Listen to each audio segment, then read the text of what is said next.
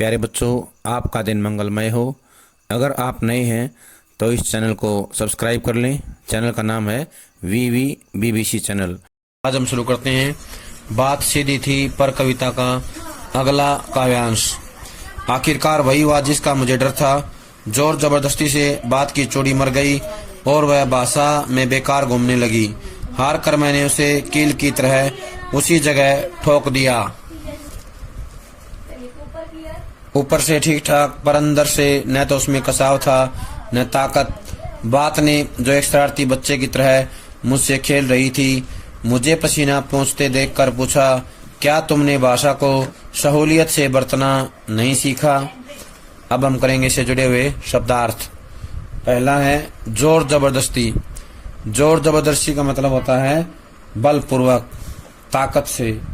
अगला है चूड़ी मर जाना का मतलब होता है पेंच कसने के लिए बनाई गई चूड़ी का नष्ट हो जाना, अर्थात कथ्य की प्रभावोत्पादकता समाप्त हो जाना, कथ्य का प्रभाव समाप्त हो जाना। कसाव होता है कसावट। क्या होता है? कसावट। अगला आएगा ताकत। ताकत होता है शक्ति। क्या होता है? शक्ति। इसके बाद आएगा सहूलियत। सहूलियत है सावधानी। क्या होता है सहूलियत? सावधानी। बरतना होता है प्रयोग करना। बरतना क्या होता है? प्रयोग करना। तो इसकी हम व्याख्या करेंगे। आखिरकार वही हुआ जिसका मुझे डर था। कवि कहता है कि अंततः वही परिणाम हुआ जिसका मुझे भय था। भाषा के तोड़ने मरोड़ने तथा जटिल बनाने से कविता की भावाभिव्यक्ति का प्रभाव नष्ट हो गया। भावाभिव्यक्ति होता है भावों को अभिव्यक्त करना। क्या होता है? भावों को अभिव्यक्त करना। भावाभिव्यक्ति का प्रभाव नष्ट हो गया। उसकी अभिव्यंजना कुंद हो गई, यानी कि उसकी जो अभिव्यंजना है वो समाप्त हो गई। कवि द्वारा प्रयुक्त जटिल भाषा भावहीन होकर पीड़ा करने लगी। भावहीन होकर पीड़ा करने लगी, अर्थात कविता का मूल कथ्य नष्ट हो गया। केवल भाषा की उछल कूद ही दिखाई देने लगी, यानी कि व्यर्थ की वो घूमने लगी। जैसे पेंच घूमता है चूड़ी मर जाने के बाद, ठीक वैसे ही जो है भाषा भी क्या है? घूमने लगी या घूमते हुए दिखाई देने लगी। अंत में तंग आकर के, निराश होकर के कवि ने उस भाषा के अंदर जो अभिव्यक्ति उलझ गई थी या जो अभिव्यक्ति क्षमता खत्म हो गई थी, उसे निराश होकर अभिव्यक्ति को चमत्कारी शब्दों से बलपूर्वक ठूंस दिया। अंत में क्या किया उन्होंने? उसको वहां पे ठूंस दिया।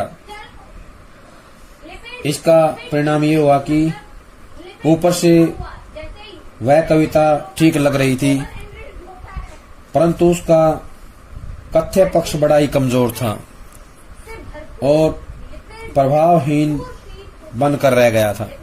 कथ्य पक्ष क्या था? वो बड़ा ही कमजोर हो गया था, प्रभावहीन बनकर रह गया था। कवि के कथन में न तो कोई प्रभाव था, न ही भावों की गंभीरता थी। न ही प्रभाव था, न ही भावों की गंभीरता थी। कवि की कविता पूर्णतः प्रभावहीन बनकर रह गई थी। अंत में कविता के कथ्य ने, जो ये शरारती बच्चे की तरह खेल रहा था, इस कथ्य ने जो है सीधी सादी बात ने कवि के साथ क्रीड़ा करते हुए उससे कहा कि तुम मुझ पर व्यर्थ में ही मेहनत कर रहे हो, व्यर्थ में इतना परिश्रम कर रहे हो, पसीना बहा रहे हो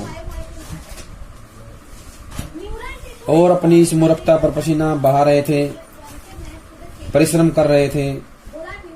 हैरानी की बात यह है कि तुम्हें आज तक सहज तथा सरल भाषा का प्रयोग करना ही नहीं आया। कहने का आशय है कि जो बात कविता का जो कथ्य था वो एक शरारती बच्चे के समान खेल रहा था कवि के साथ। उसने कवि को कहा कि तुम व्यर्थ में इतनी मेहनत करते रहते हो, व्यर्थ में इतनी परिश्रम करते हो, पसीना बहाते रहते हो, अपनी मूर्खता पर पसीना बहा रहे थे।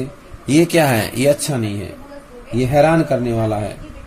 और सबसे बड़ी ताज्जुब की बात यह है कि आज तक तुमने कभी भी भाषा को अपनी सुविधा अनुसार प्रयोग करना नहीं सीखा है। इससे पता चलता है कि तुम एक अयोग्य और बेकार कवि हो, अयोग्य और बेकार कवि हो। तुम इस तथ्य को नहीं जान पाए कि सहज और सरल भाषा में कही गई बात प्रभावशाली सिद्ध होती है। सरल और सहज भाषा में कही गई बात क्या होती है? प्रभावी होती है, प्रभावशाली होती है। कहने का आशय है कि हमें सुविधानुसार सरल सहज भाषा का इस्तेमाल करना चाहिए।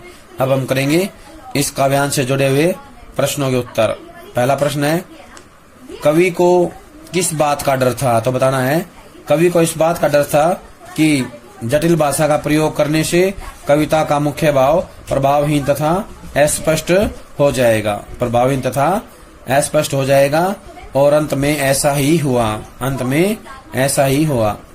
कवि के सामने कथ्य और माध्यम की क्या समस्या थी? तो बताना है, कवि अपने कथ्य को प्रभावशाली माध्यम के द्वारा व्यक्त करना चाहता था, परंतु कवि सच्चाई से अनभिज्ञ था कि सहज और बोधगम्य भाषा में कही गई बात ही अधिक प्रभावशाली और गंभीर होती है।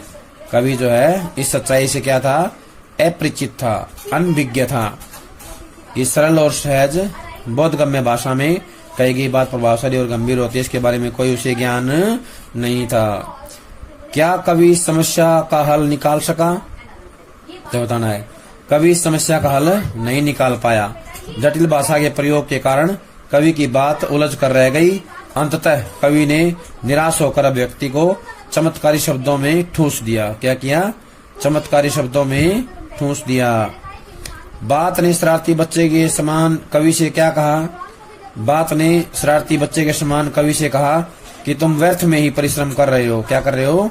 व्यर्थ में परिश्रम कर रहे हो और अपनी बेवकूफी की मेहनत का पसीना बहा रहे हो, अपनी बेवकूफी की मेहनत का पसीना बहा रहे हो।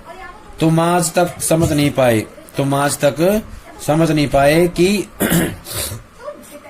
सरल सहज बोधगम्य भाषा का ही प्रयोग करना चाहिए। क्या करना चाहिए?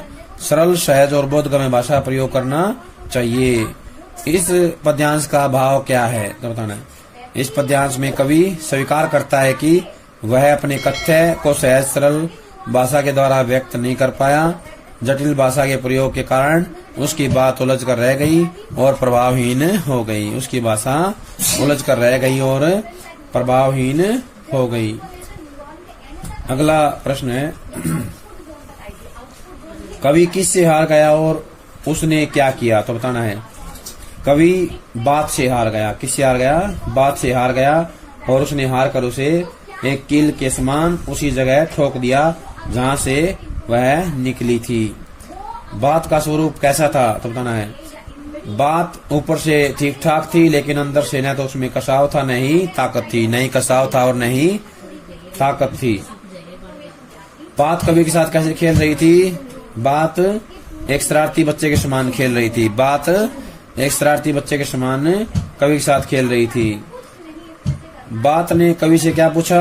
तो बताना है, बात ने कवि से यह पूछा कि क्या तुमने भाषा को सहूलियत से बरतना नहीं सीखा? काव्य सौंदर्य देखें। तो बताना है, मानवीकरण अलंकार और प्रश्न अलंकार अनुप्रास अलंकार का प्रयोग किया गया। मानवीकरण, प्रश्न और अनुप्रास अलंकार का प्रयोग किया गया है। मुक्त छंद का प्रयोग किया गया है। लाक्षणिकता गुण विद्यमान है। आकर्षक बिंब विधान की योजना है। मुहावरों का सहज और सरल प्रयोग किया गया है। इसके बाद बताना है, कवि ने भाषा में सरलता, सहजता व भावपूर्णता के गुणों को लाने का सुंदर प्रयास किया है। आडंबरहीन शब्दावली को चुनने की आवश्यकता नहीं होती है। हमें सरल सहज भाषा प्रयोग करना चाहिए, उसमें भी एक अच्छी कविता बनाई जा सकती है। प्यारे बच्चों, ये थी हमारी कविता जिसका नाम था बात सीधी थी पर। सभी इसको याद कर लें। जब तक अगली कविता आती है तब तक इसको अच्छे से याद कर लें। सभी का बहुत बहुत धन्यवाद।